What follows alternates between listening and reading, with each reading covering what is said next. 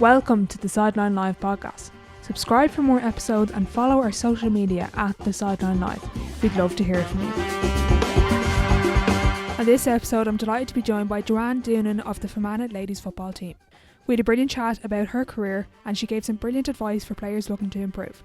Since our chat, Joanne has been nominated for the Junior Players Player of the Year, and I just want to wish her the best of luck with the awards night this Saturday.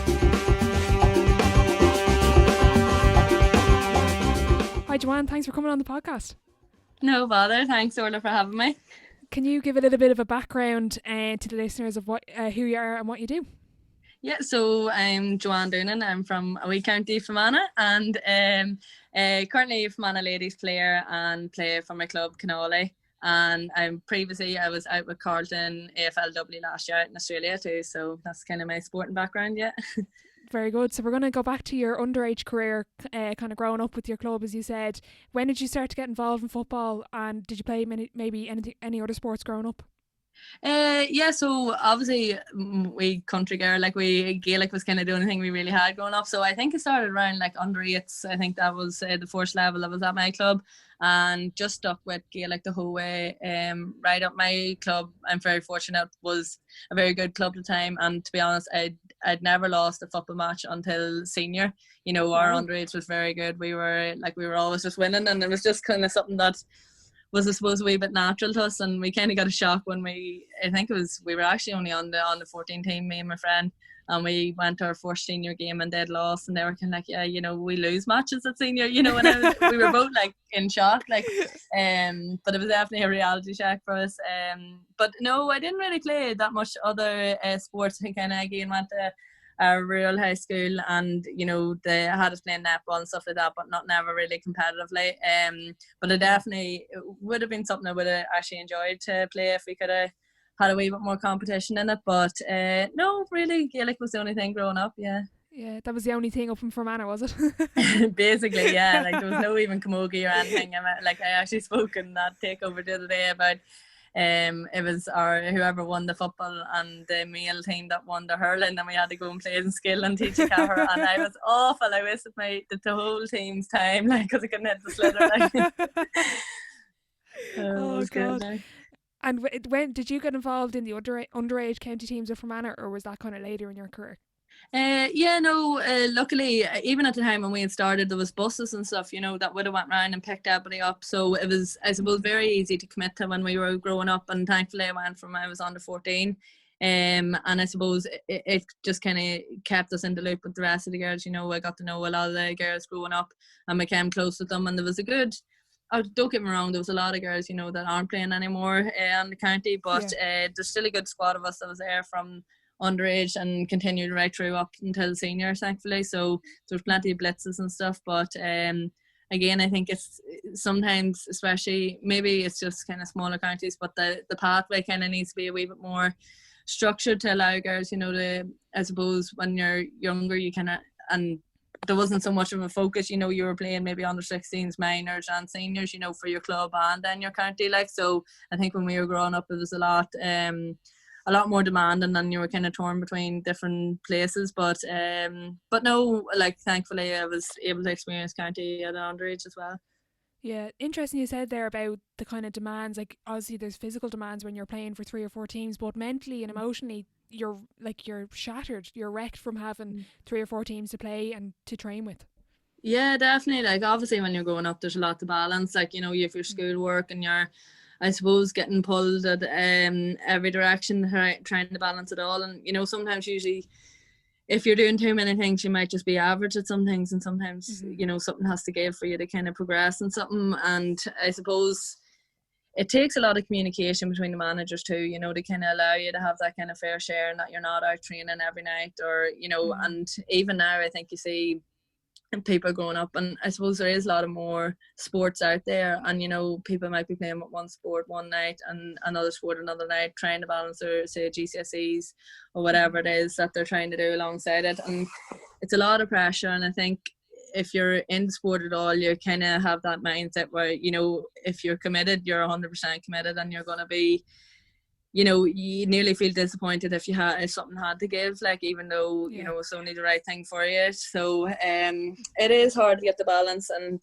I suppose you know, with external pressures, maybe parents or, you know, teachers from school and stuff like that, it can be hard to know what's the right thing to do when you're growing up. But I suppose it's a learning curve, and you find kind of as you get older what kind of works for you, and then kind of stick with that and kind of keep progressing at that, like, but sometimes it's hard, definitely, to balance it all. Yeah, especially when you're younger, because all you want to do is play and all you want to do is please your manager and play your best. Like, it is hard.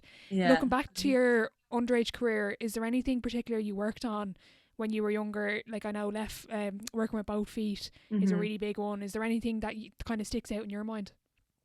Yeah, it would definitely be working with both feet. I think that's kind of stood to a few of us older girls now, and even when we went out to Australia, like some of the older AFLW girl players were like, couldn't believe that you could even put a ball to your weaker foot. You know, it was such a it was definitely, it wasn't a thing that you'd be fit to kick off both feet over there. So it definitely stood to me in that sense. But definitely it. But even I think, I don't know, I would be a big believer in kind of cultures and teams, and, you know, if a team, you can kind of tell if a team has a lot of individuals and if they're, suppose, not getting on too particularly well off the field. So I think what I would kind of just be saying is kind of work on even kind of camaraderie, kind of bringing people into the game. I know sometimes you can be maybe very good player whenever you're younger, and obviously it's fantastic and you want to keep progressing and keep pushing yourself, but sometimes even learning how to bring other players into the games can help, and even I suppose help you or help your team, because it's a team sport. You're never going to be in the environment where you're going to be able to do it all yourself. So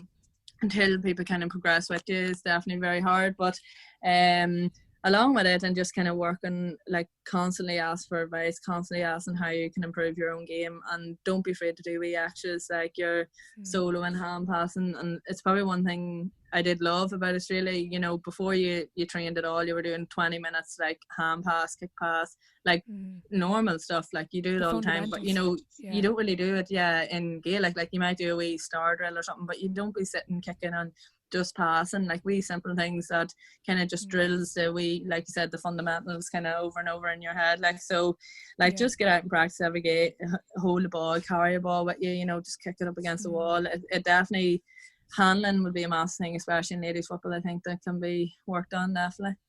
Yeah, I like the way you were saying there about asking questions, because I'm coaching a couple of teams now, and I'm like to the girls, I'm like, ask me questions, because you have such a good opportunity. And I like the one as well you were saying about involving your teammates, because that's great if you're under 12 and you can run the pitch, but when you're a senior you can't, because there's another 14 players.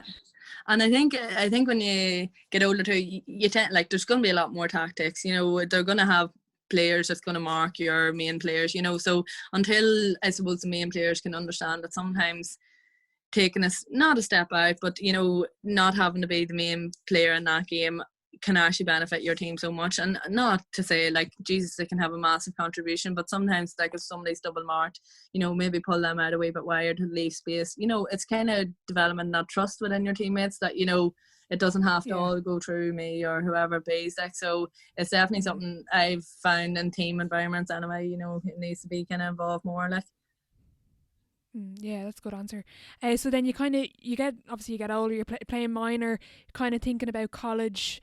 You originally went to study engineering. Talk me through the process to choose engineering. Yeah, so, well, this is probably awful, and probably a lot of people do experience it. So you're sitting in 7th year, or you're leaving cert down south, but not having a clue kind of what I wanted to do. All my friends were going to Belfast. I actually did love the idea of doing optometry, but it was only where I could see it was Coleraine, and didn't really fancy going down to Coleraine on my own. So I was kind of like, right, I look in Belfast, what'll I enjoy doing down there? Like, and to be honest, I didn't really know what to do. Wanted to leave myself a wee bit open, like, and I suppose engineering is very broad. Really enjoyed maths, so I was kind of like, right, maybe mechanical engineering is kind of the way forward for me. And kind of would have been, my father would tip a lot about the house, you know, just fixing cars and things like that, so I think maybe that'll kind of just help me in a sense, like. And so I decided to go into it, and don't get me wrong, like, I really enjoyed it. Like, the first few years, like, it was fine. Like, after my first year, I was, you know, you were on the bachelor's and you could go up to the master's then, so I was debating whether to move up to it, and had a good squad of friends there, like, so got through the bachelor's okay, and was debating all of them were deciding whether to graduate or not, and I was kind of at the stage I was kind of like, I really don't know what I want to do. I don't feel like I'm ready to go into work yet. So I was just like, I'll just do another year of masters, and like completely chose it for the wrong reasons, like just because I didn't know what to do. I should have kind of maybe stepped away a wee bit earlier, and as like even when I was picking my subjects or my modules to do on the course, like I didn't want to be on a Friday, so I didn't pick the one that I wanted to do just because it was on a Friday. Like, this is the logic, you know, it's so stupid, like, but I was just like, I know I'm not going to be happy, like, because a lot of my friends were graduating, and I was kind of like, I was going to be up there nearly on my own, so just get home a wee bit a day earlier. And it's awful to think back on what I chose, but look, I got through it, and don't get me wrong, there's a lot of learning curves from it, but yeah, so thankfully, and to be honest, the only thing keeping me sane in my last year was Queen's football, like, thankfully, which I ended up. I was going to ask about that, actually. Yeah, so, well, basically, yeah, so it was definitely a massive outlet, and like, Jesus, I was just so glad of it, and we actually thankfully had a successful final year anyway, so it was good. Yeah, and I'd say it was nice to be playing with girls from other counties and kind of bouncing off one another tactically, or even just getting a chance to play with other players of a high standard. Like, yeah, 100%. I would actually, like I said, like, Queen's probably was some of the best football that I would have got to play. And, you know, like you said, you're playing against, you know, even when you play the likes of DCU, UCD, you know, you're playing against Dublin players that are up to the senior level, and it was just fantastic to experience, like. So and I met so many girls, like, and like I said, you learned from a lot of girls, like, and I definitely think it stands here, like, you know, you see girls that go off to college and they come back and you're like, Jesus, you know, and it does help playing with different girls from different counties, like, so and it's definitely, like, it's just a brilliant way to meet people in uni as well, like, and it's great crack and great social life to it as well, like, so that's the most important bit. Yeah, exactly, like, it is. And I think it's kind of as well with college, like, you're trying to get the balance between, you know, it's still uni football, you want to go out and stuff afterwards, but like when it comes to winning that, but it gets so competitive then, like, but no, I really like, I think I did go every year that I was at Queen, so I played 4 years. I didn't play the year I was on placement. I actually got dropped the first year. I actually probably should say that, because just a typical kind of first year, I kind of went out a wee bit too much, and then when I came to exams and stuff, like, I had an exam the next day, and we had, I don't know, it was James Daly, he coached Armagh for years, was taking them, and he's wouldn't take any shit, so I couldn't go because I had the exam next day, and obviously left it too late to start revising, so I didn't go to training, and I think it was used as a wee bit of a scapegoat to kind of be like, no, that's not good enough, you know, so I was dropped that year, but look, like, again, it was nothing to be kind of like, it's just a wee setback, and then I was kind of like, wish them all the luck, and I think wee things like that though kind of do stir you on, like, to go from that and then end up captaining your final year, you know, for people, other people, you kind of might drop the head, but no, like, I'd be glad to kind of get back at it as soon as I could. Yeah, exactly. That's it. I'm interested to hear about, you were saying playing against the likes of the Dublin girls, the senior kind of inter-county players. What were some of the takeaways from your college experience with those players you were playing with and against? I suppose, like, even the likes of, you know, your Armagh, your Monaghan girls and all too, that we would have had a lot of up in Queens.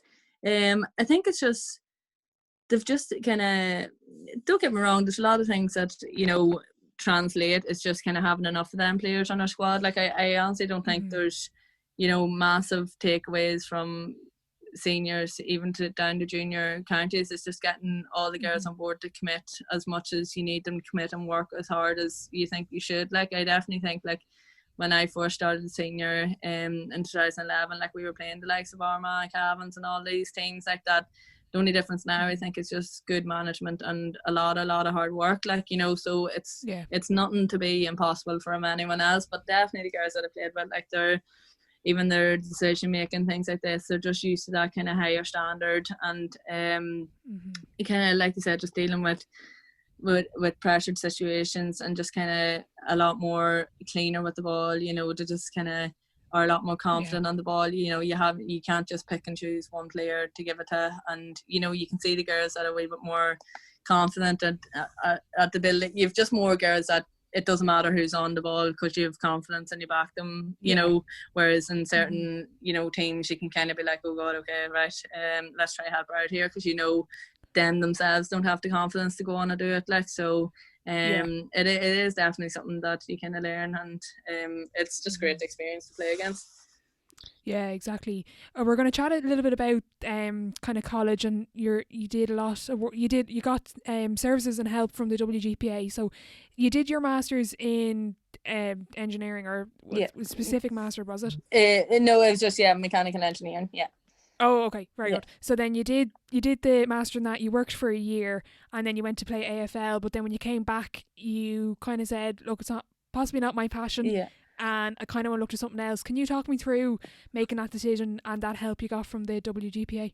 Yeah, so I actually got the WGPA career counselling in final year. So I actually got it before I was going out to apply for jobs and stuff. But again, obviously, it definitely helped, and you did like a personality test, and it kind of told you kind of what your skills and what different traits and stuff and she actually told me I'd be very suited to like something like a teacher or a coach, and I was kind of like, Jesus, really? Right, okay. So it kind of took me back a wee bit. Didn't overly think too much about it, but I learned a lot about kind of the personality I have, and more about like understanding how to work, you know, if other people are like hounding you for projects or whatever it may be, like that's just their personality, like not to take it personally, and just how to like deal with working with people like that a wee bit better, which definitely helped whenever I actually went into the workplace. And so I obviously just got a graduate job basically straight away after. I was still living up in Belfast, so I decided to look around there, and it was a great experience. And I suppose engineering kind of does translate a wee bit into kind of personal training kind of attributes, because what we would kind of say, like, it's like lean manufacturing. If anybody kind of knows anything about it, it's kind of like your wee 1%ers, like saving a second is what I was trying to do in my job. Like, was trying to save seconds off a process, which might be thousands of pounds to the company, you know what I mean? So, and that would be just similar to translating, you know, if you do the wee 1%ers, like, it'll make a massive contribution to your performance. So, so I don't get me wrong, I enjoyed it, but you know, when I was chatting my work, it's like they were coming in, I was thinking about that last night, and I was thinking, I do not go home and think about this job. Like, I literally go home to forget about it and then come back in the next day to do it all over again. So when I was getting the opportunity to go to Australia, they were lovely, like Jesus, they were wishing me all the best and everything. But I figured if I came home, I probably would have stayed down in Fermanagh, so got something closer to home. But then I suppose we were in a lockdown, and you know, I had probably a wee bit more time to think about it, and just kind of said, I suppose now is the opportunity to do. And like, look, it was just an online personal training course. Really enjoyed it. Kind of didn't dread studying the way I dreaded studying for mechanical engineering. So I was kind of like, I actually really enjoyed that, and not that it nearly felt bad because it felt easy, because I was actually just really interested. So I kept learning about it. So. And now I'm kind of just continuing that study on with Tanta College, and that was help from the WGPA. They sent out, you know, different programs and discounts you can get for doing masters or doing any extra courses, and this is one of the courses through the WGPA, thankfully, that I got. Which I suppose when you have done your uni, you know, you don't get much financial support, so any discount at all off that is really good. So so it was brilliant, and just kind of put me in kind of the idea, actually, you know what, I could do another course, you know, which was really good. So really enjoying it at the minute, and kind of looking forward to it now. Yeah, we're going to chat about that actually, but I want to ask, what are the other services that are available to players through the WGPA? I don't know much about it, so I'm interested to hear. There's loads. Like there is career counselling. There's general just 24/7 support with regards to normal regular counselling if you did need, you know, just mental health or kind of support in that sense.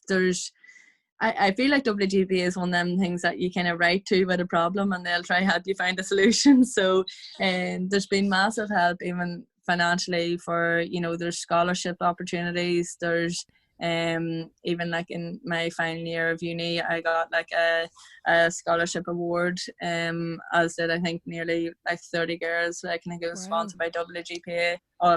It was sponsored WGPA, but KPMG sponsored it, you know. And it's just wee things that help you, like with traveling down to football and stuff like that, just financial support. but there's loads of resources to do webinars, educational things, about overtraining and nutrition. I know I did one with my mindset and psychology side of sport. It's just generally there's loads of opportunities to kind of just keep progressing yourself. And like I said, if there was anything that I was kind of thinking of doing, even with like business startup and stuff, I know they were willing to help me in that sense. So there's definitely loads of opportunities. Like I've just kind of reach out and ask them kind of. Yeah, that's brilliant for players to have, especially at the moment, like with lockdown and people considering like you maybe changing career and they've a bit more time in their hands. But I'm interested to hear about your time with Setanta. So you did a personal training course and now you're doing a course with the Setanta College. Yeah, so I did personal training. It was just an online course, but it was just called PT Academy. And then I figured I was debating whether to go into full-time study again, whether to do a strength and conditioning course, but I didn't. You need to kind of work your way into that. So Setanta does really good online courses as well, and they're kind of partnered with WGPA that you get discount off a lot of them. So this is just a diploma in personal training and strength and conditioning. So it touches on a lot of aspects that kind of you want to go into, and you'll end up coming out with, like, I think it's level 5 personal training and a diploma in strength and conditioning, which then you can go on and do further study if you wanted to. So but no, it really is only 10-month course too, so it does fly by, and you can do it alongside your work, which is really helpful. Like, yeah, how have you found the online classes? Yeah, actually not too bad. Like the lectures are all like pre-recorded, but the videos and all, which is, I kind of like it because you can kind of do it like at your own time. Like, but it is hard sometimes. Like, if you're not motivated to sit down and do it yourself, like there's no real accountability, and it can pile up fairly quickly. But no, it's really enjoyable, and there's a good mixture between the practical side and learning, so it's really good. Yeah, that's good. And is furthering on with, whether it's Setanta or somebody else, is that something you're interested in doing in kind of studying further on? Yeah, definitely. Kind of the more I go into it, I think I do love the idea of the kind of strength and conditioning side of things. Like I really enjoyed doing it myself, and even when I was working with the high performance team in Carlton, like I learned so much, and just kind of that idea of kind of working with athletes and stuff is really exciting. Although I do kind of love the personal training side of things, because you can see, I suppose, improvements a lot quicker with people that wouldn't have been that active, to kind of it's really rewarding kind of seeing people actually enjoy exercise and stuff. So it's nice on that side. Yeah, they say like you'll see the 10% obviously quicker. You'll, like, people who maybe weren't as active will see 10% quicker than an elite athlete who's looking for 0.5% or 1% with the high performance team. Yeah. Definitely, it's definitely harder to kind of train the athletes that are kind of like, I just want to get that wee bit quicker, and it's like, oh god, it's very hard. Yeah. So we're going to chat about your career with Fermanagh. When did you start to get involved with the senior team? I basically got involved in, my debut year was 2011, and then I think I took a year out after that. I think it was around studies, and I was kind of just like, I'll just focus on club for a year, because I think the first year I might have featured maybe 2-3 minutes at the end of the games, maybe, if even. Right, like, okay. So I was kind of like, it's a lot of commitment for knowing that I'm not really going to get much further, like. But took a year out the year after that, and then from 2013 on I've been there. So I've definitely learned a lot over the years, like, and then we kind of had a role in a lot of them years, like. So I think just kind of looking back, I kind of feel how young I was then, kind of going into it, like. But no, it was exciting, like. Yeah. And how did you find the jump to senior intercounty football?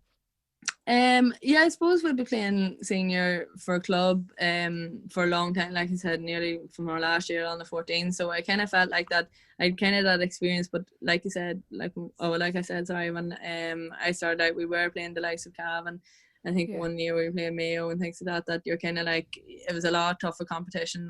And even our team though was fantastic. We had so many really, really good athletes on it, and it was just you had to learn quicker, as you're not really going to get into it, like. And I think it was actually, we were playing Cavan one year, and I came on, I fumbled the ball or something, and I think my manager told me, calm down, or you know, it's all right or whatever, don't be nervous. And I think my Yeah. marker was kind of like, she's not going to touch the ball. You know, it was real. I Oh, was okay, like, oh my God, you know, when it's real, like, okay, right, I'm in senior football here, you know, this isn't under 16s anymore. Like, so I think there's big kind of wake up calls whenever I did get onto the panel, like, but no, like I said, it's just kind of getting that experience under your belt and kind of getting your confidence up and kind of backing yourself that wee bit more, because like even I see the young girls coming in now and I'm kind of like, you are so talented, if only you know you kind of had that wee bit more confidence in yourself, like, so but it does come. Yeah. And what was, you were saying there, like your manager was telling you to calm down, what was sort of the best advice that the players or management gave you when you were coming in that young into the setup? Yeah, I think it was just kind of do the wee simple things, right? Like, it wasn't about, you know, running 60 yards with the ball. It's kind of, you know, getting the ball into the chest. And I think like a massive thing that stays with me is don't think about your next step before you have the ball. You know, sometimes people are turning before they've even the ball in the chest, and then they fumble it and then they're already away. So it's kind of just like, it literally, I'm trying to break it down, and I know it happens over like seconds, milliseconds, like, but you know, you're literally just saying, okay, my first job is literally get that ball to my chest, and then think about, right, okay, where am I going to go next? Which is something, you know, as you get older, you just do naturally. But you know, especially when the nerves is high and the emotions is running high, you just want to do your wee simple things, like back to fundamentals, your catching, your passing, wee things like that will kind of keep you ticking over on the team, like. Yeah, that's good advice there for anyone. And chatting then about your years with Fermanagh, so you debuted in 2011, you took a year out, then up to 2018. I know you were in, sorry to remind you now, we were in two All-Ireland junior finals. Unfortunately, you didn't get over the line those 2 days. Was it intermediate final and intermediate, in 2014, and then it was a tough year. Like, I think we had met down something like 4 or 5 times that year, kind of similar to Antrim 2 years ago, but it was just something that, again, when we got to Croke Park, just we were generally just terrible, and Down has just read out. We hadn't changed too much of our tactics. We were very easy to read, and it was just kind of everything was going wrong for us that day. So but like that, it was a good experience to get out and play in Croke Park. And I just remember kind of feeling the kind of like, it is embarrassment that you're like, fuck this isn't going to happen again, kind of thing. But obviously then a lot of girls kind of retired and stuff after that, and they kind of, I think it was in 2017, they wanted to was it 2017 or maybe 2016, to put in a notion to get brought down to junior. There was a lot of girls retired. It was a very young panel, and then in 2017 we came straight back up. We won it, which was kind of, I think we probably would have been favourites for that year. And you know, there was still a good base squad of us that was there, that was playing that intermediate football, that kind of was just like, okay, we need to get up. But again, like, there's ups and downs with management. You know, the year after we won, I think there was something like only like 10 to 13 girls stayed on, and you know, before games we were emailing clubs to see, can we get players out to help us that we had never played with. It was pretty much one of those disaster years, like, so there's definitely a lot of struggles. But I think now we've kind of based like a really, really good balance between you know, and good relationship with our county board and management, that you know, the girls are kind of buying into it again and believing. You know, sometimes when you lose hope or lose faith in the management, it's very hard. And don't get me wrong, there's a lot of onus on the players to bring intensity and stuff, but sometimes you just kind of have to, you know, have a fresh start. And I think that's what we've got definitely with Johnny and the team. So thankfully we were back then to junior final.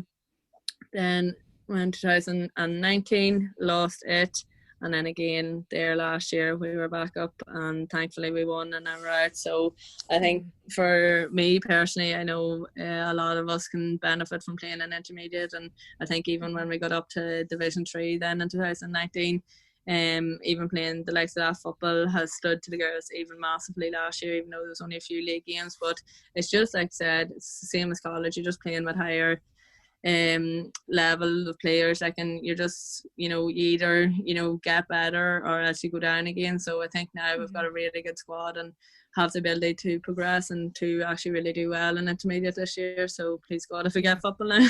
Yeah, fingers crossed. But you did, as you were saying, you built that good base. Like I have here your league promotion in 2019. You were named captain that year as well. Personally, that's obviously a really big achievement.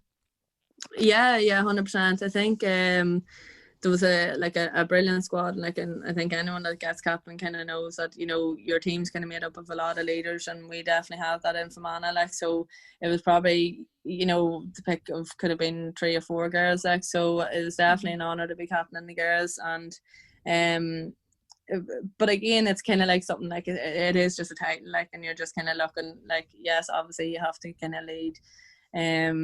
Certainly more so by your actions than, you know, doing this big hype up speech before the game, you know, but it is just kind of trying to get the balance, and like you said, trying to get that culture that you want within your team, and kind of do or die. Everybody's kind of willing to put in the hard work for everybody, and I definitely think we definitely have a really strong base of girls from that year, and there's been very few dropping off, you know, maybe just commitments and, you know, families and stuff like that, especially in females, but I think we're definitely kind of building a really strong base, and there's plenty of young talent coming through, which is really, really exciting.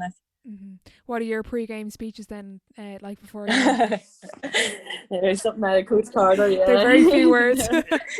I probably am a bit of a rambler maybe before going on. They're just kind of like, oh, shut up, Joanne, we'll go play our game. They're like, we won't bother with Joanne. She doesn't need to speak today. No, that's so clear, no man. So before we'll chat about the 2020 season after, but you did a year in with the AFL, and I think it was an article or something. You bought I don't know what the ball is. A Sharon, that was it. I was going to call it something else. A Sharon, and you were practicing at home. How did you find? What kind of sparked your interest actually to get involved in AFLW? Well, basically I just seen the cross cutters camp, and I think it was it Orla Dwyer, or maybe it was someone else that I seen kind of coming up to be signed, and I was kind of like, oh no, it was Ash Mack, and Ash and Sheridan, the likes of them girls going over to Australia that year, the first year of the cross cutters. I kind of signed up, and I was like, geez, what's this? This looks really interesting. So kind of followed them through, kind of figured, you know, yourself that it was all kind of just big name players, that I was kind of like, wow, this class. I just kind of wanted to keep up to date and kind of watch their journey. Then obviously cross coders announced then the following year, I think in 2019, that they were going to hold a camp, and it just so happened to be on the break between our league games. So I was kind of looking at it, I was kind of in my head out, and I was just like, heck, will I go?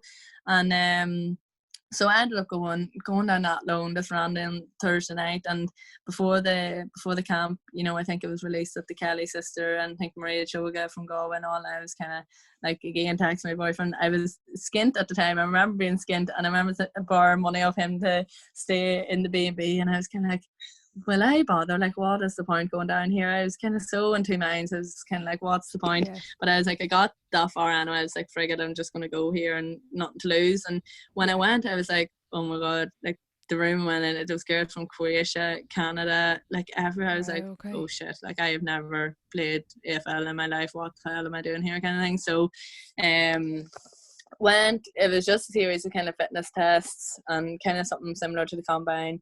And it was just kind of all recorded on cameras, and all the, you know, footage and everything was sent to the teams over in Australia. We had, you know, there was the Melbourne head coach and there was the Fremantle head coach that flew over to kind of watch as well. They told us a bit more about the skills. And there was obviously Mike Curran from AFL Ireland was there doing sessions with us. You know, we had skills tests, things like that. So it was really interesting, just kind of give us a wee bit better understanding of kind of the rules and stuff from the game. So it was really exciting and really lovely to kind of meet everybody. Really enjoyed it. I kind of was so shocked by it that I was actually really interested in it. And from that weekend, Carlton had gone. It was Wayne from Carlton who had got on, and I just had a phone interview with him at the camp. And that was kind of it for a while. And before the camp, you know, you had to send, you know, video footage, and that what sparked me to kind of get the sharing. And I had my friends, I was up in Belfast time, and we'd go for kicks and would set up the camera, and they'd be kicking with me. And I was actually laughing with them the other day. When I look back at the footage, it was so bad. I don't know how I thought it was going to help me. You know, once you played it, I was like, oh my God, that was awful. So I was like, they were probably looking at, who is this doll wise, like, but she but I think it was just kind of, I suppose they probably seen my determination and kind of, oh, she's willing to make a fool of herself to come over kind of thing.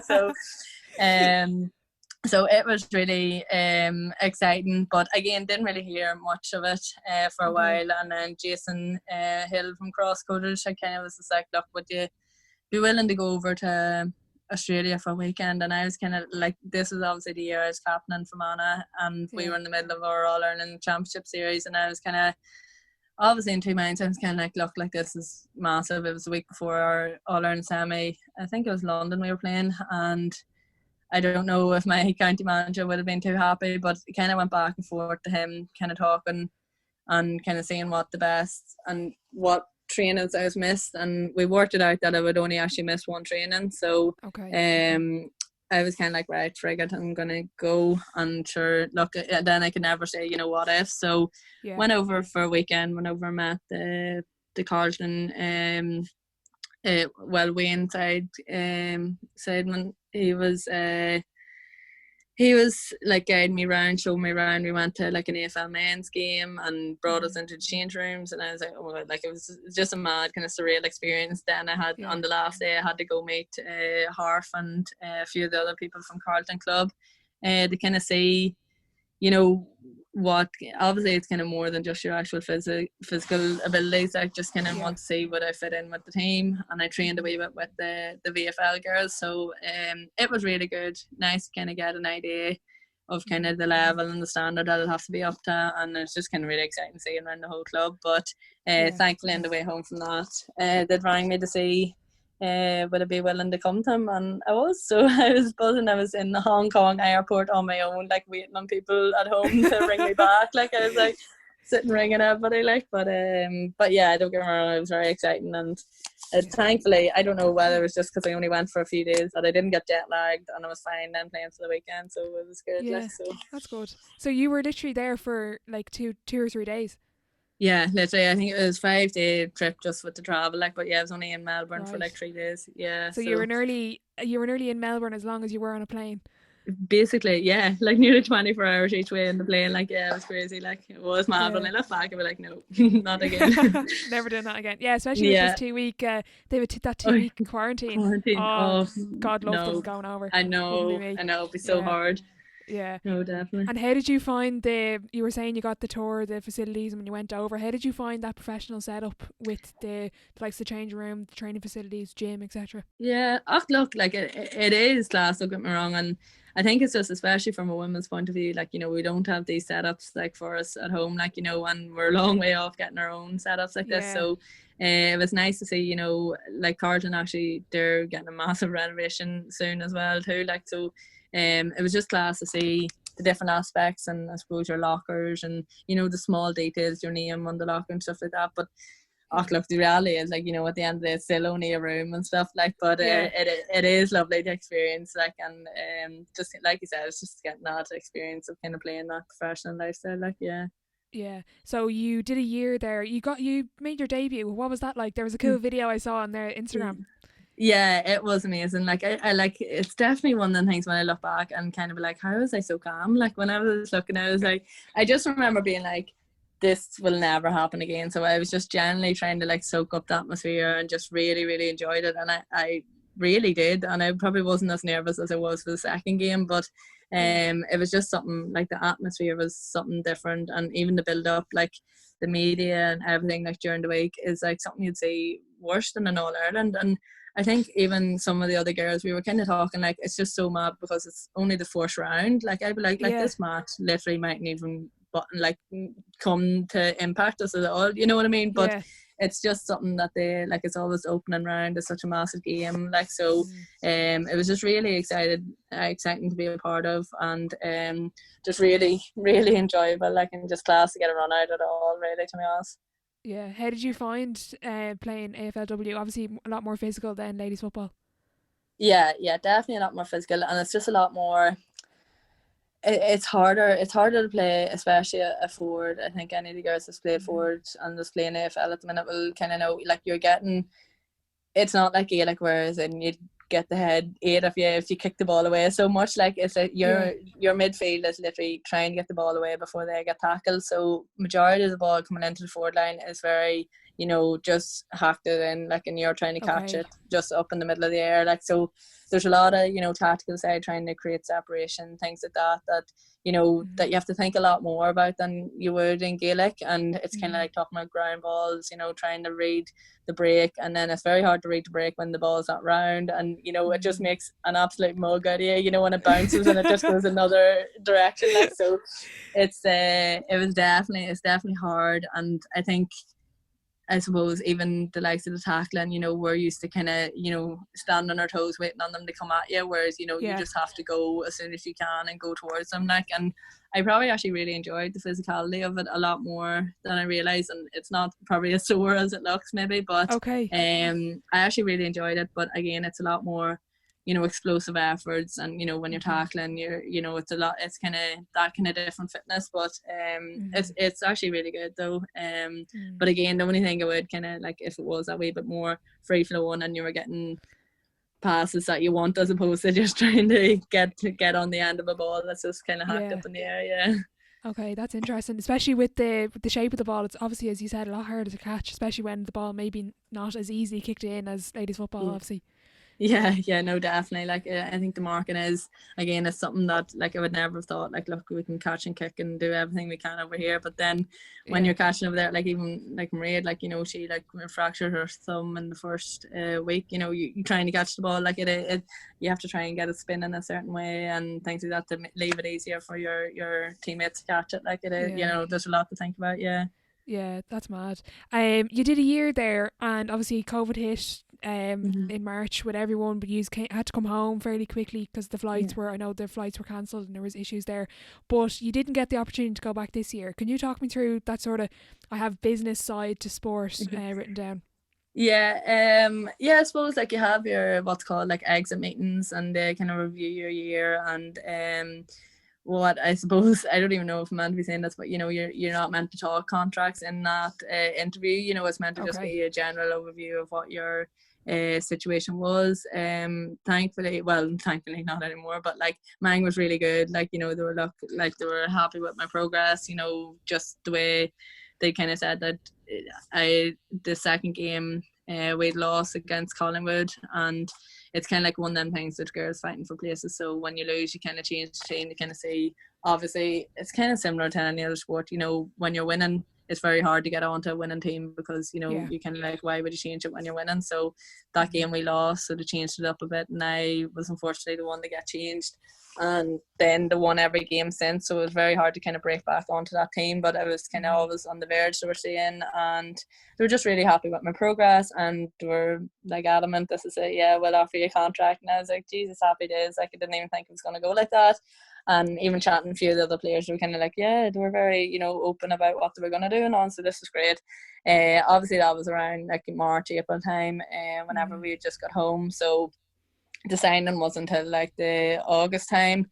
And I was like, maybe it was around July time, because I know we were all away for my birthday, and actually with the girls that we live with that played FLW over there, so it was really good weekend. We were all just talking and, you know, about going back and stuff. And then it was actually that weekend, whenever I got home, that I'd heard that Carlton had rung Jason, like our agent, obviously from Crosscoders, and I kind of said, look, they don't think they're going to keep me on anymore. And he was like shocked as I was. He was kind of like, wait, what? Like, what do you mean? You know, she has already said that she had a contract, all this stuff.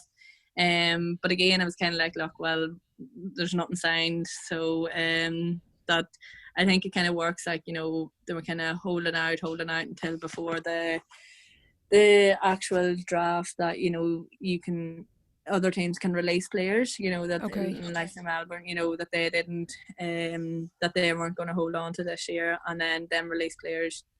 It's kind of like a free agent period. They can get signed beforehand, or, you know, you can look at getting them into the draft. So I think more players kind of came available, and they were kind of like, okay, you know, we're going to try to go for them players as opposed to kind of keep me on. And I suppose it didn't help COVID, like, but again, I don't really think money is overly a massive issue, but, you know, there was a lot of cuts, and there was a lot of things that was kind of a lot of people even that I kind of met when I was there all had to be laid off and stuff, so maybe there was more behind it to that, but yeah, just the reality of sport where we can just like, no, we don't need you anymore, and I was kind of okay. That's the thing, that it's the side that sometimes players don't see and then comes out of nowhere, unfortunately. But you came home and you had a really successful season with Fermanagh, as you said, All-Ireland Junior Champions for 2020. That was obviously a really big achievement for the girls, and as you said, building that base to get back up to intermediate. Yeah, 100%. Yeah, thankfully we were able, and I suppose even with the whole restrictions that elite sport was able to train away, and it was actually lovely that kind of period that we had just with our club, and our club, we actually won the double for 3 years in a row there. Oh, brilliant! So it was a fantastic achievement, and we were just kind of off the back of that and training really well, and then it was over before the Ulster season had kind of started, and then we were back out training with County. So County again, even it was strange, some girls had opted out with COVID. It was kind of strange, but I think a lot of us, we were very fortunate and grateful to be kind of playing, and even towards the end, like the last few training sessions when it was like freezing cold, like I think like we used to laugh, like I used to just shout, right, what are you grateful for, and then somebody would just shout something, and just to kind of keep moods up, and that you're kind of like okay. But it was I think it was a lot easier when you were training towards something, and but I think like our first game against Wicklow, I think we were all very frustrated with the performance, but we kind of knew, look, that we had a lot more in us, and I suppose the quick season maybe helped us, that we kind of righted the wrongs with what we needed, and thankfully it was just a good season after that, after the first game next. So yeah, I'm interested to hear about, so you were in the middle of training, you would shout, what are you grateful for, to the girls? Well, not the middle of training. Like at the start of training, it would be kind of like, we'd just be doing our band work, and everybody just be chittering, like so.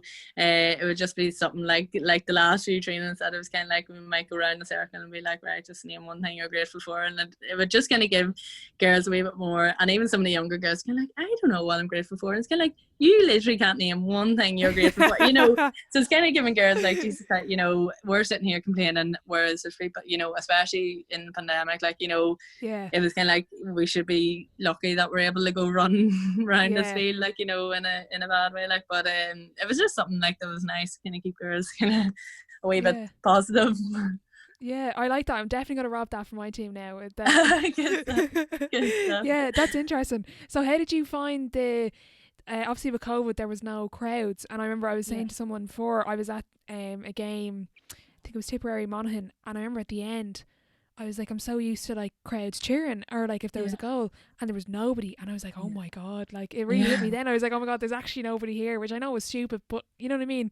Yeah, and even like, and I know that I was kind of running a joke, the women mightn't get that much supporters anyway, but it 100% makes a difference, even if it is just parents that you can hear in the crowd, or what it was. But I think we kind of made like another thing that we have to kind of celebrate on our own, like. So it was even in the final, like I think it was Aoife Flanagan, like the way she celebrated after, it was like a turnover, like. But we were kind of like, this is something like we are going to have to do ourselves, like we can't wait on external factors to kind of bring the mood up, like we have to kind of like wee small wins, like a turnover is just celebrated as much as you would have got if you got a goal, like. So it was definitely something we were kind of practicing and training and kind of hoping to kind of bring a wee bit more into the game. And then I suppose like we would kind of always say that everybody has a role, even if you're sub, or even if you're not named on the panel, like so I think even them cheering on the side definitely helped us a lot as well, like kind of keeping positive, especially it's very hard like when you're on the back foot, like. And I think even when you're, I suppose, chasing the lead, as we call it, that like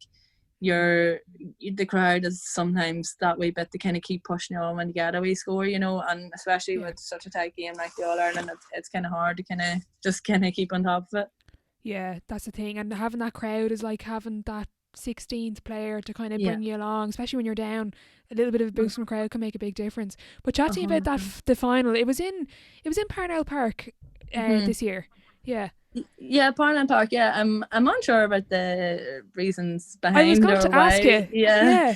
I don't know why we didn't get when it was first called that we weren't in Croke Park. Not that like I wasn't overly bothered. I was kind of like, oh, there must be, I don't know, hurling or something else on, and I was kind of like, all right, maybe.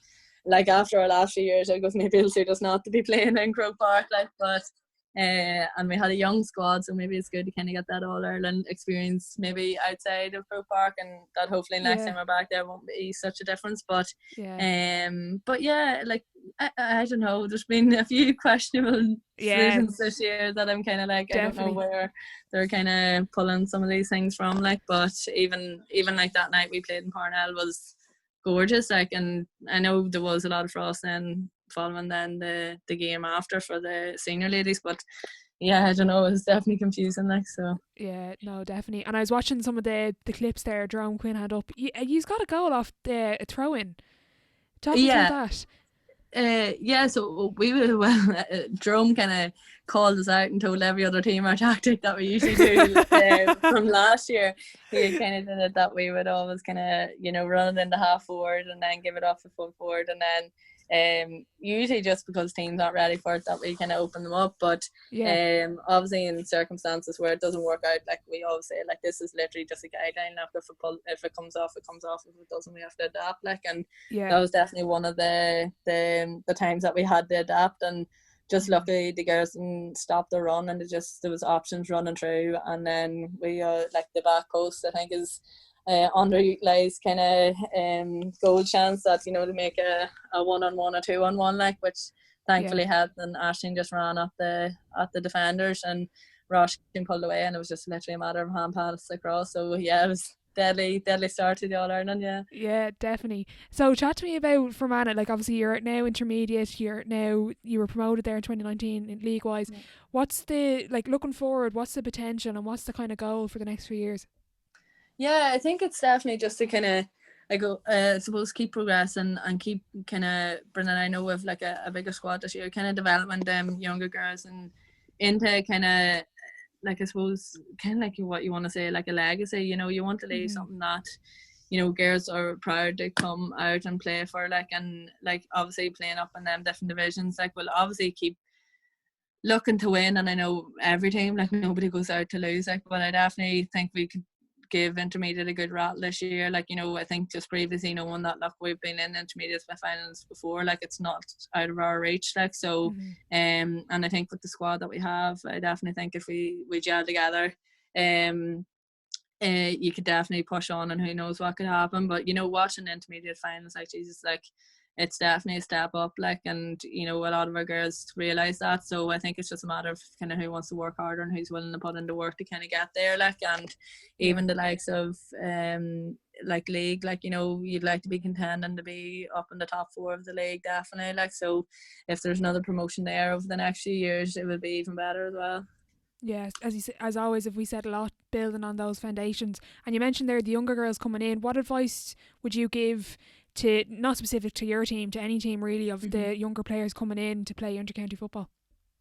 I think obviously there's I suppose a certainty that you're going in and you're nearly shy of yourself, and you kind of feel that you're not obligated to speak, or you're not in the position to speak because you're new and stuff like that. But I definitely think the likes of, even if it's not even a matter of speaking out, it's just like asking Dola girls questions, or it's not that if you're asking, sorry, what are we doing the drill, that you weren't paying attention. It's that, look, you want to get it right, and it shows an eagerness to learn. And even don't shy away from, say, marking some of the better players. Yes, okay, you mightn't come out on top, but like, it's like what you will learn from marking them players, and kind of, like I said, always try and better yourself, always kind of ask questions, ask people for advice that you trust, and just don't be afraid to give it all. Like, don't be afraid of it. Like, and the only thing I think, people talk about, there's plenty of experience, but all experience is that wee bit more confidence, confidence to kind of know, like, it's not as scary as you first think it is, like, so it's just about getting in there, getting your confidence up as quick as you can, and kind of gelling well with the team, and just like I said, just doing them wee fundamental moves right, getting your hands on the ball, passing it off, and just kind of keep learning. Yeah, I've taken 2 questions from the takeover you had the other day. I wanted to chat to you about free taking, because I'm not a great free taker now, but I'm interested to hear about your routine and your practice. How often would you go out practicing, and kind of take us through how you kind of practice by yourself? So basically I would kind of usually just be one of them people, I don't know, I have a thing for activation. Like, I can't train or I can't run or I can't do anything if I don't activate. So I usually do be down the pitch kind of earlier, doing my band work, and kind of now that I've made every kind of start doing it. So it's just something that we kind of all go about, even 5, 10, 15 minutes earlier. And now definitely when training starts back, just to go chat to people. But I usually just go down and like once I've done my activation, get a kind of general warm up and just literally start practicing. But my kind of thing is like I never say start outside the day. Like I always start like even 15 meters out and just gradually kind of work out, kind of finding my range, you know. Okay. Like obviously different days with the wind, whatever factors is out there that you kind of can't control. But I don't know, a big thing for me I kind of have definitely learned from, I think it's mainly like from, say you're in a game and you're after running like at a few players or something like that, but you win a free and you're kind of like you're wrecked, you know, you're trying to catch your breath, like, and I think like previously like I might have just been like it's just a matter of like I'm just going to kick it because you'll be that tired and you're not thinking right. So I think my kind of biggest thing whenever I'm kind of starting to take a free is kind of the, like, it sounds like all this kind of psychology thing, but just literally to breathe. Like I kind of just try and get myself into the present, look at the target. I always kind of look at the black spot and kind of come back to myself and literally try and just blank out like anything that I think about. Like it's literally just a matter of okay, right, and just kind of doing my natural process. But like that, like I could have rehearsed this how many times of training, so I would, you know, kind of things that I would take into account, my like what my shoulders are facing, you know, my planting foot, you know, what way is it facing, wee small things, how much you're driving through the ball, things that kind of can factor that you can control. Like keep doing wee things, like, and if you do, you know, get the free or you do hit it over, you know, what did you do that time that worked? If you didn't hit it over, you know, what did you change? You know, trying to break it down to, again, just things that you can control, and just kind of, I just kind of always say, just kind of coming back to the moment. So when you are tired, just kind of come back to the moment, think about the job at hand, and just kind of do the kind of wee simple things to it. So it's my take on it. No, that's really interesting. I've picked up a lot from that, and I'm interested to hear, when you're practicing, would you kind of not keep a score, but like would you kind of write down, oh, like from this spot I got 3 out of 4 or something like that? Not necessarily. Like I would kind of know that I kind of had rather have a better side, I would think, like, but I wouldn't honestly kind of keep track of like certain places, because I think things like that, like if it's usually a free, like you can never guarantee you're going to be in that exact place, you know. So it might be a matter, like I just kick balls out and be like, right, I have to try and kick it over from there, you see. And I'd be like, right, that side that you kind of be kind of engaging, if I need to work on it, I'll go back to that spot. Like I usually be like, okay, if I miss one, like even if training's starting, I'd be like, no, I have to wait until I get that over, until I kind of have peace of mind and I kind of go, okay, right, okay, I'm going out. But you kind of just kind of change it up to kind of see is your actual routine as opposed to just where you're hitting it from, if that makes sense. Yeah. Okay, that's good. Yeah, I don't know if that kick till you score will work for me now. We'll be waiting for the whole training session to start. And another question I had from the takeover was building confidence, and we spoke a lot about that, but I've taken it as a quote. I think it was, confidence is a muscle, and obviously you have to train your muscles. How can you train confidence and building confidence in yourself as a player? I definitely think it's kind of like, I think confidence kind of comes back definitely within performance. It's like self-belief and kind of like mental resilience. So like it's wee things like I never forget, like in wee small things. I remember one of our programs we had to do like a side plank for like 45 seconds, and in my head I was like, how the mission am I going to do a side plank for 45 seconds? I was like, flip me, right? So the first one I did it, I was kind of like shaking at like 20 seconds. I was like, oh my god, how am I going to do this for 45 seconds, whatever. And it was like in my head, don't know what it was. Like normally, you know, maybe that I might have just give up, or like, you know, when you're really tired, like, but it was really, I was like, fuck it, no, there was just something in me that day that I was like, no, right, no, I'm just gonna do it or whatever.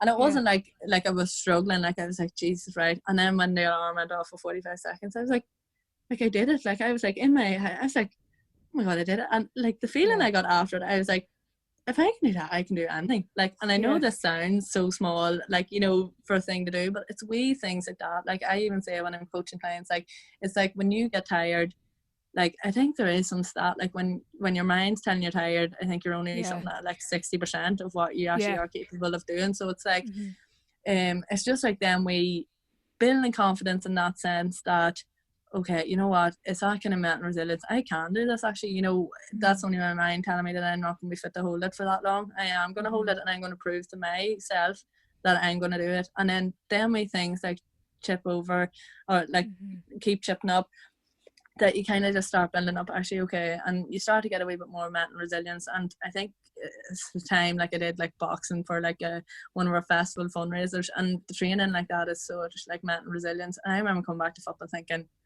I'm unstoppable. Like this is like, and it's such a, like, you feel bad for saying it, like it's such an Irish mentality that we have to put ourselves down and we can't, you know, be confident, but you have to kind of have that attitude, especially within sport. And it's obviously, I know, like there's different ways, like people's confidence can be, you know, they're fit to talk in front of people, you know, other people mightn't be confident, but they might be confident in their ability to take a free kick, you know.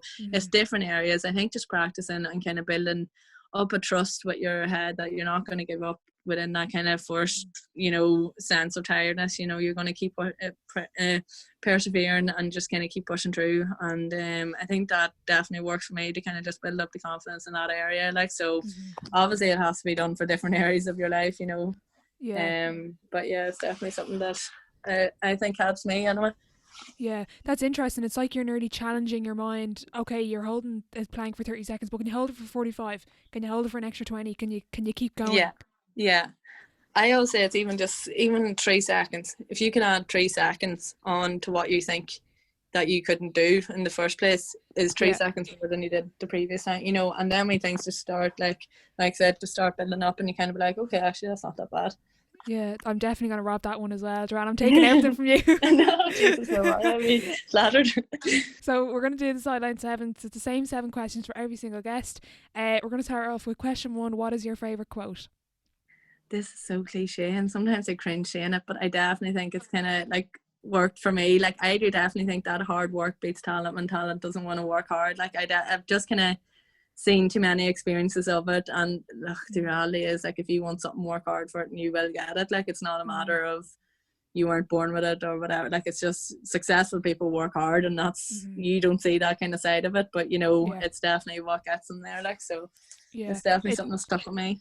Yeah, interesting you were saying it's cliche. I was actually chatting to Hannah Hegarty from Dublin Camogie about that, and that episode will be out before yours, but it was really interesting. She was making the same point. It is cliche, but if you really do think about it, it is hard work that's going to get you there. Like, if you can, it doesn't really matter who you are at 14. If you're the most talented player in the country, if you don't work hard, someone's going to take your spot. Like, yeah, it's 100%, and it's the same with like I genuinely have belief, like, if you want to be a doctor, like, and you're not, say, passing your exams at the minute, if you genuinely work hard enough at it, you will be. Like, it's just how much you're willing to work towards it. And it's the exact same with football. Like, are you willing to, you know, maybe do 50 kick passes a day off both feet, or 50 handball, you know, doing wee things that, okay, you're willing. It's like more a willingness to accept your weaknesses and willingness to work hard on them to kind of get you where you need to be. Like, so that's a big thing I've realised since starting this podcast, was it's all in your head, and it's like just getting out. And like, people shy away. I'm terrible. I shy away from my weaknesses all the time. Like, oh my God, I'll just kick off my right all day because I can score. But my left foot, geez, I'm putting them out to the sideline. Like, it's just not being afraid to try it. Like, friggin' nothing to lose. Like, exactly. Yeah. Best sporting event you've been to, and you can pick that as a fan or a player. Yeah, well, I think definitely the Oz Open was definitely an experience that we had when, like, obviously when I was out in Australia, that it was just class to see. Like, even like Djokovic and them was just warming up. I was like, okay, this is good. Like, and it was just packed, and it was deadly like atmosphere and stuff. But you do love a good All Ireland too, I think, whenever you're absolutely. home. So it's hard to tell. It's just atmosphere. Anything in a good atmosphere. Yeah, that's true. Hopefully we'll get back to crowds and everything soon for a lot of holiday. Yeah. Biggest setback or challenge so far in your career? Probably challenge mentally was probably dealing with the AFLW, and even kind of trying to get myself back onto the team after the second game. Like, and like I'd kind of spoke with kind of even psychologists and stuff, like during the game, like I dropped a ball, like, and the whole rest of that half, all I was thinking about was, oh my God, how could I have dropped that ball? Now, if this was Gaelic, I would be like, what the hell, like, and just forget about it, you know. And if I was telling the younger ones, I'd be like, don't worry, like, nobody even cared that you dropped the ball, and nobody did care. But Yeah. my whole head, just because I was a new sport, I was kind of convincing myself that I'm not good enough, or I'm not, you know, in that kind of mentality that, you know, I shouldn't be good at this because I'm new at it, if that makes sense. So I kind of started to believe that then, and I started to think I wasn't deserving of, you know, different things. So I think mentally AFLW is definitely my biggest challenge, and even kind of learning the new tactics, things like that. But again, learning curves, like literally the growth from it was something serious. So I think it's just kind of taking the positives from it as well. Exactly. Even from that experience in particular about dropping the ball, like you've now learned so much from that. Like, you know what I mean? Just look at the positive side. Oh yeah, 100%. Like even like when, and like I would, even before I went out to Australia, like I would have read a lot of, you know, psychology, self-help books, things like that, that, you know, I would have understood the psychology and I would have knew what I was doing. So it's not that I didn't know exactly what I should have did, but it's just very much harder when you're actually in that situation. So no, it was good experiences, I suppose. Yeah, that's good. Your biggest achievement on or off the pitch? Probably obviously that debut was outrageous. It was just class experience. But personally I probably would say like that captaining to even the league title was unreal. I think definitely when it's something that you're growing up playing, like you're like to captain your county is probably the biggest honour you can be given, like. So it was definitely one of my highlights, like, and luckily being in a few finals, like, so like even when like intermediate Ulsters and things like that is definitely kind of up there as well, and even captaining Queens was another massive highlight as well. Yeah, very good. We've done a lot of looking back and advice to people, but advice to your 18-year-old self, you can take that in a football context, in like in career wise, whatever you want. Yeah, I would be like, don't be afraid to kind of follow what you're kind of passionate about. Like, don't feel like you have to go to society, you don't have to go to college. Like, you know, there's different ways. I think we're kind of brought up, you're never going to have money if you don't go to college, like, and you know, sometimes you kind of also have to realize money isn't always the best thing that you should be chasing either. Like, it's kind of like, you know, kind of like, don't be afraid to take a gap year and kind of say, actually, you know, what do I actually want to do? And then what else is like, you can like, you get out what you put in. It's kind of back to that kind of, you know, don't be afraid to work hard at something, like, and don't get me wrong, like, just because you're passionate about it doesn't mean you're not going to work hard. And I know that, like, you know, college or whatever it is that you go into is going to be hard, like, and there's going to be probably things that's boring that you don't want to do, but you're going to have to do anyway. Like, it's just kind of being consistent and kind of, I suppose, asking the questions early, like, why am I doing this? What do I want to do out of this? Or, you know, where am I going? That kind of way. And they're hard questions to answer, and it's hard to know what's right. But again, don't be afraid. Like, if you're more creative person than you're a sciencey person, that's okay. Like, go with it. Like, you know, you'll find a way, and if you're passionate about it, you will end up making a living out of it. Like, it's just kind of the reality of it. Yeah, especially in this day and age, you can make a living. It's not what it was maybe 30 years ago. You know what I mean? Kind of a society back then. Dream dinner guest and why? This one was really hard. Find this, you can pick a few now if you want. I don't know why this is so random, but I feel like Oprah Winfrey would be unreal to have this dinner guest. Like, I just think, like, some of her books and some of her things that she kind of talks about, that I think she would be so interesting, that I would kind of just be like, wow, and kind of just want to listen to her all evening. Like, and I know that's so random, but I kind of love even her, and like Eckhart Tolle. Like, I know this sounds like a really kind of hippie thing, but you know, I just think they're really kind of, I love listening to people like that I kind of come away, and it makes me think real deeply about things. Like, but no, I really, really enjoy them anyway. But so random. Like, yeah, very random. But like, Oprah, if you're listening, get on to Joanne. Hit me up, Oprah. Final question: if your life was a book, what chapter would this be called?